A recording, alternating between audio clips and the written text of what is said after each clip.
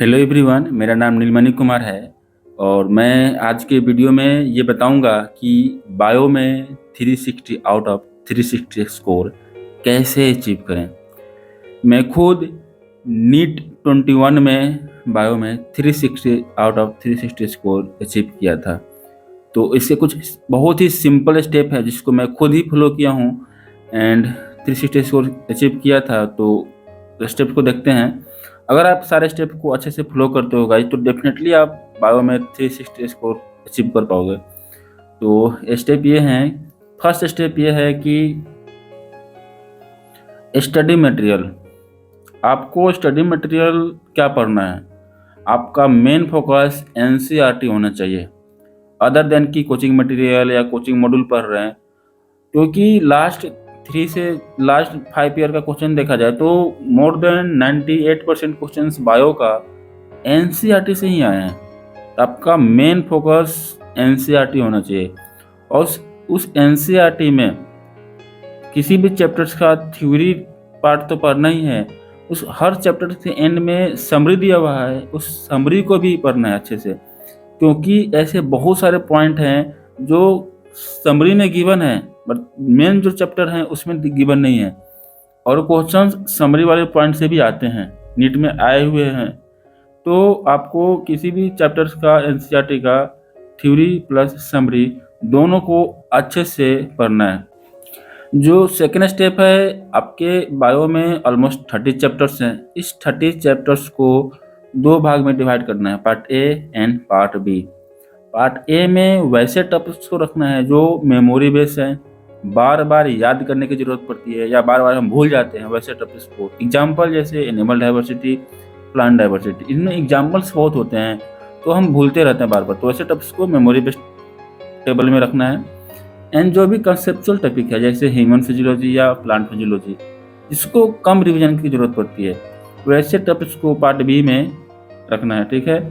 और रिवीजन करते समय 2:1 रेशियो में रिवीजन करना है, मतलब 2 बार मेमोरी बेस्ड चैप्टर्स को और 1 बार कंसेप्चुअल चैप्टर को रिवीजन करना है, ठीक है, ताकि आपको पूरा एनसीईआरटी अच्छे से याद रहे, जो बोलते हो वो भी याद रहे और जो कंसेप्चुअल है वो भी याद रहे, ठीक है। जो अगला स्टेप है रिवीजन, ये बहुत ही इंपॉर्टेंट पॉइंट है रिवीजन। आप चाहे कितना भी अच्छे से एनसीईआरटी पढ़ लो, अगर रिवीजन अच्छे से नहीं किया तो फिर कोई मतलब नहीं है, फिर स्कोर करना बहुत मुश्किल हो जाती है, सिली मिस्टेक्स बढ़ जाते हैं। तो कम से कम कोशिश करो एनसीईआरटी का 8 से 10 बार, कम से कम 8 बार, कम से कम इतना तो रिवीजन करना ही करना है, सिंगल डिजिट में 8 बार कम से कम। एंड उस रिवीजन में शुरू के जो 3-4 जो रिवीजन करोगे उसको बहुत अच्छे से रिवीजन करना है, टाइम देना है, कंसेप्ट्स क्लियर करने हैं। जो लास्ट के 3-4 रिवीजन है उसको लगभग मार्च के आसपास, मार्च अप्रैल में थोड़ा फास्ट कर सकते हो, जल्दी जल्दी रिवीजन कर सकते हो, बट शुरू के 3-4 रिवीजन बहुत टाइम देना, एक एक वर्ड को एंड कंसेप्चुअली बिल्कुल कंसेप्ट क्लियर करके जाना। ऐसे नहीं कि क्वेश्चन मतलब टॉपिक समझ में नहीं आ रहा है बस ऐसे रीडिंग दे रहे हैं, वैसे नहीं होना चाहिए। आपको एक एक वर्ड एनसीईआरटी का समझ में आना चाहिए एंड सारे कंसेप्ट्स क्लियर होने चाहिए। अगला पॉइंट है, स्टेप है शॉर्ट नोट्स। शॉर्ट नोट्स कब बनाएं? देखो गाइस, किसी भी चैप्टर्स का शॉर्ट नोट्स बनाते समय एक बात का ध्यान रखना है कि कम से कम उस चैप्टर्स को 2-3 बार रिवीजन या रीडिंग करने के बाद ही शॉर्ट नोट्स बनाएं। ऐसा नहीं है कि आप किसी चैप्टर्स को पहली बार पढ़ रहे हो और शॉर्ट नोट्स बना रहे हो, फिर तो आप सारे पॉइंट्स ही मेंशन कर दोगे शॉर्ट नोट्स में। तो ये गलती नहीं करना है। किसी भी चैप्टर को जब शॉर्ट नोट्स बना रहे हो तो कम से कम 2-3 उसको अच्छे से 2-3 बार अच्छे से पढ़ो, फिर उसके बाद शॉर्ट नोट्स बनाओ। और शॉर्ट नोट्स बनाते समय इस बात का ध्यान रखना है कि ज़्यादातर point, mainly memory based points को इसमें ज़्यादा मेंशन करें, जो हम भूलते हैं उसको ज़्यादा लिखना है, ताकि एंड में एग्जाम से 1 या 2 दिन पहले हम शॉर्ट नोट्स को अगर पढ़ें तो वैसे पॉइंट्स जल्दी रिवीजन हो जाए जिसका जो हम भूलते हैं। कंसेप्चुअल पॉइंट तो आपको आता है, बट जो मेमोरी बेस्ड पॉइंट है जो बार बार भूलते हो, किसी टॉपिक का एग्जाम्पल हो गया, तो उसको शॉर्ट नोट्स में मेंशन करना है ज़्यादातर। अगला स्टेप है प्रीवियस ईयर क्वेश्चंस। ये भी बहुत ज़रूरी है, कम से कम लास्ट 10 ईयर का प्रीवियस ईयर क्वेश्चंस आपको सॉल्व करना है। और मतलब ये बहुत ज़रूरी है क्योंकि हर साल बहुत सारे क्वेश्चंस रिपीट होते हैं और टॉपिक्स तो मतलब 70 से 80% क्वेश्चंस हर साल नीट में बायो में सेम टॉपिक से ही आते हैं। तो इस प्रीवियस ईयर के क्वेश्चन के माध्यम से आपको ये पता चलेगा कि कौन कौन से टॉपिक ज़्यादा इंपॉर्टेंट है और क्वेश्चंस का पैटर्न कैसा है, कैसे लैंग्वेज को मतलब एनटीए कैसे लैंग्वेज को बना रहा है क्वेश्चंस को, इसका भी आइडिया लगेगा। तो आपको प्रीवियस ईयर क्वेश्चंस को डेफिनेटली करना है एंड आप अपने आप को एनालाइज भी कर पाओगे प्रीवियस ईयर क्वेश्चन से, क्योंकि आप वैसे क्वेश्चंस कर गए हो जो नीट में आएंगे आपको, मतलब नीट 24 में आपको वैसे क्वेश्चंस दिखेंगे। तो इसलिए प्रीवियस ईयर क्वेश्चंस डेफिनेटली करो, अच्छे से करो। जो 6 पॉइंट है, 6 स्टेप जो है मॉक टेस्ट, कोशिश करो मैक्सिमम मॉक टेस्ट लगाएं।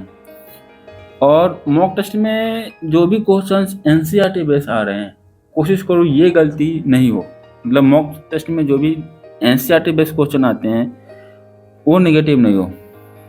एंड मॉक टेस्ट में हो सकता है कभी स्कोर कम आए कभी ज़्यादा है, तो कभी भी मॉक टेस्ट के स्कोर को फाइनल स्कोर बिल्कुल नहीं समझना है। मॉक टेस्ट देने का सेंस ये होना चाहिए कि इससे अपने आप को इम्प्रूव करना है, अपनी जो गलतियाँ हो रही है उसको मिनिमाइज करना है, इस पर्पज़ से मॉक टेस्ट देना है। ठीक है, मॉक टेस्ट में बहुत सारे सिली मिस्टेक्स होते हैं, सिली मिस्टेक्स को मिनिमम करना है। तो और जितना ज़्यादा से ज़्यादा हो सके मॉक टेस्ट लगाएं। एंड जो 7 स्टेप है सिली मिस्टेक, नाम सिली मिस्टेक है स्टूडेंट गाइज, लेकिन ये बहुत बड़ा प्रॉब्लम है स्टूडेंट का। हर साल जिन भी स्टूडेंट का स्कोर 500, 550, 580 होता है और सिलेक्शन नहीं होता है, उनका मेन रीज़न सिली मिस्टेक्स को इग्नोर करना है। सिली मिस्टेक्स जैसे कि अच्छे से क्वेश्चन रीड नहीं करना, सारे ऑप्शंस को नहीं पढ़ना, रॉन्ग ओएमआर फिल करना या क्वेश्चंस को अच्छे से नहीं समझ पाना, ऐसे छोटे छोटे मिस्टेक्स हो सकते हैं और ये छोटे मिस्टेक्स कई बार सिलेक्शन रोक देते हैं।